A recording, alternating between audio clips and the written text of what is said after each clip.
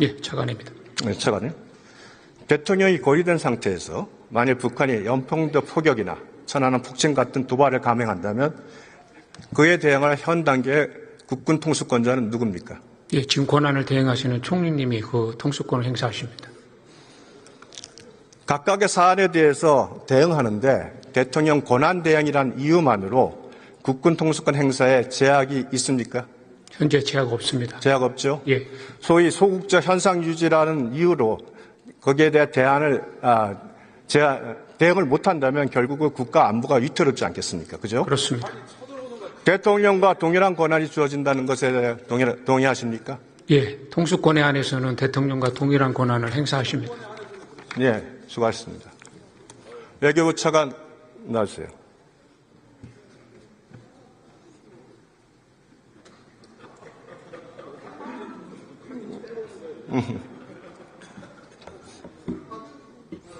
차관, 지난 8일 밤 트럼프 미국 대통령이 탄핵 기각으로 직무에 복귀한 한덕수 권행대행과 28분간 통화했죠. 그렇습니다. 네. 국제무역 질서가 불안한 지금에 미국 등 외국과의 조약 체결이나 비준이 필요하다면 그 권한은 누구한테 있습니까? 대통령 거리 상태에서 대통령의 권한이 포괄적으로 위임되는 것으로 알고 있고 그 권한 안에 조약 체결권과 외교권이 포함되는 것으로 이해하고 있습니다. 네.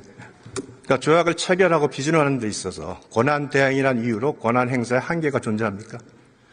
그 구체적인 사안과 국익에 따라서 결정할 분야라고 생각을 합니다. 그러나 기본적으로 포괄적으로 위임이 됐기 때문에 대통령의 권한 행사를 대행이 그대로 행사할 수 있다 하는 것이 외교부의 공식 그게 입장이죠. 헌법 취지인 것으로 알고 있습니다. 네, 수고하셨습니다. 법무부 장관 나와주세요.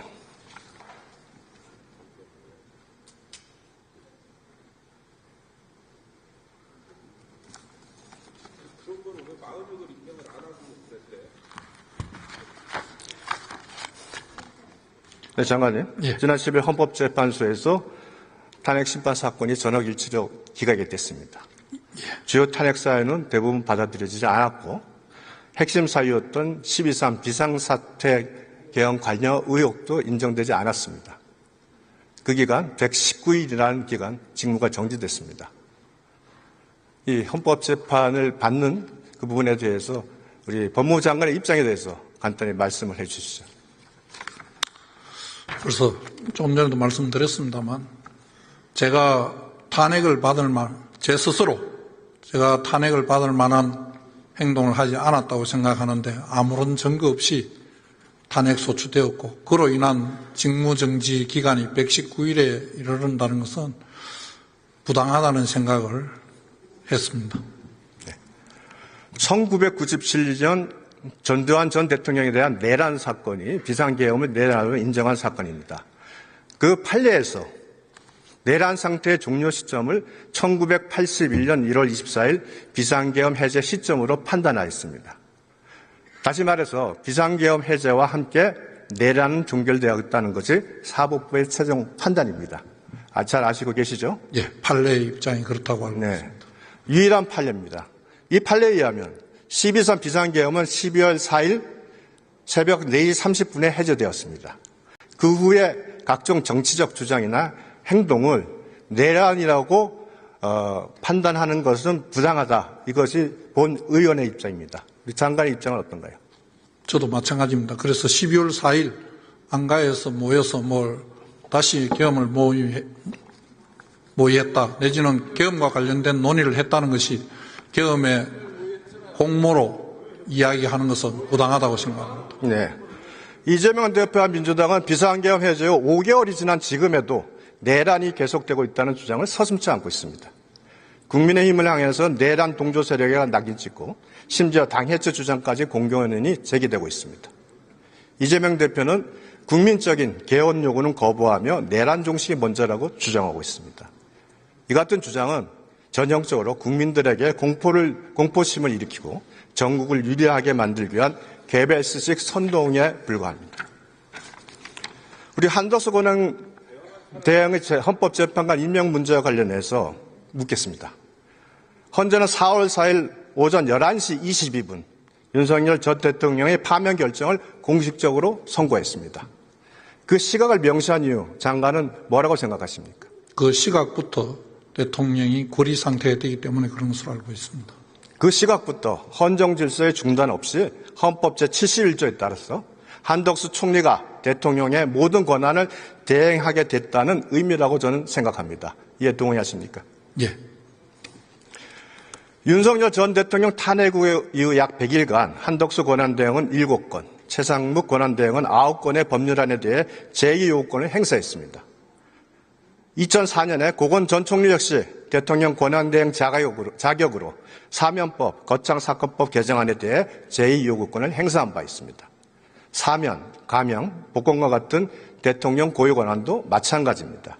2017년 황교안 권한대행은 사고 상태임에도 불구하고 2009년 이후 최대 규모의 가석방도 단행한 사례가 있습니다. 대통령이 고려된 지금 한덕수 권한대행이 대통령 권한을 그대로 승계하는 것이 헌법의 원칙이자 행정의 연속성을 위한 필연이라고 저는 생각을 합니다. 동의하십니까? 헌법에 제한 규정은 없는 것으로 알고 있습니다. 예. 지난 법사위 회의에서 김정은 헌재 사무처장도 대통령 고유 권한인 국군 통수권, 조약 비주권, 제2요구권이 대통령 권한대행에게 있다는 점을 인정했습니다. 헌법재판관 임명도 달라질 수 없습니다. 법무부 차관도 고리 상태에서는 권한대행의 헌법재판관 임명이 가능하다는 입장도 밝혔습니다. 이 부분에 대해서 우리 장관께서도 동의하십니까? 예. 자, 우원식 국회의장이 헌법재판관 임명 지명과 관련하여 지난 11월 헌재 효력정지 가처분과 권한쟁의 심판을 청구한 거 아시죠? 재판 계속 중에 있는 것으로 알고 있습니다. 네. 국회가 권한을 침해당했다고 볼 만한 사안인가요? 재판 중에 있어서 제가 언급하기엔 적절하지 않습니다. 6.3 대선에서 승리한 대통령의 미래 임명권을 침해당했다는 건데 그렇다면 그게 상식적으로 납득이 가능한 겁니까?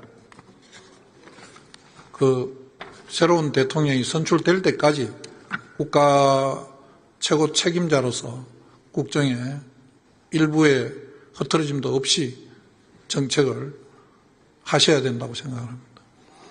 이재명 대표가 지난 2월 TV 토론에서 소는 기소를 말하고 추는 소송 수행을 말하는 것에서 대통령에 당선되면 재판이 정지된다는 게 다수설이다 이렇게 말을 했습니다.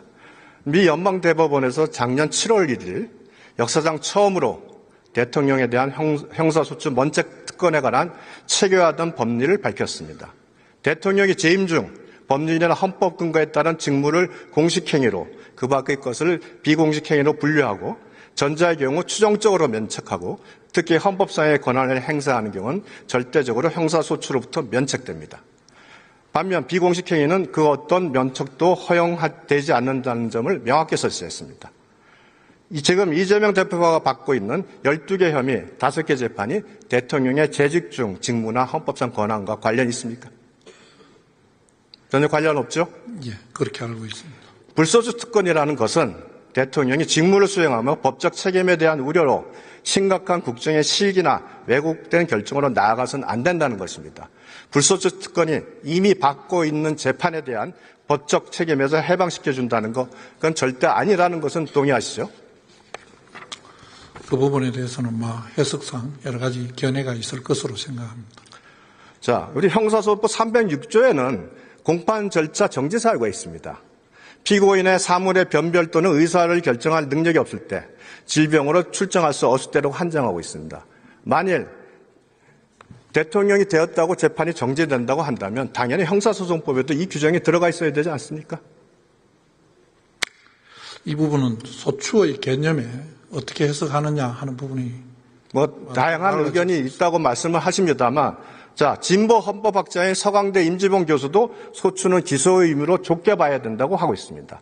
같은 진보 법학자인 건국대 한상희 교수는 작년 6월에는 대통령 임기가 시작되면 재판이 중단돼야 한다고 했다가 올해 3월 원심법원의 법리만을 판단하는 대법원 재판은 허용될 수 있다고 답변을 했습니다. 보수적이라 평가받는 허영 교수, 박찬주 변호사, 차진아, 김선택, 장영수 교수, 이호성 교수 등은 불소추 특권이 적용되지 않는다고 하고 있습니다. 우리 이재명 대표처럼 재판이 중단되는 게 다수설입니까?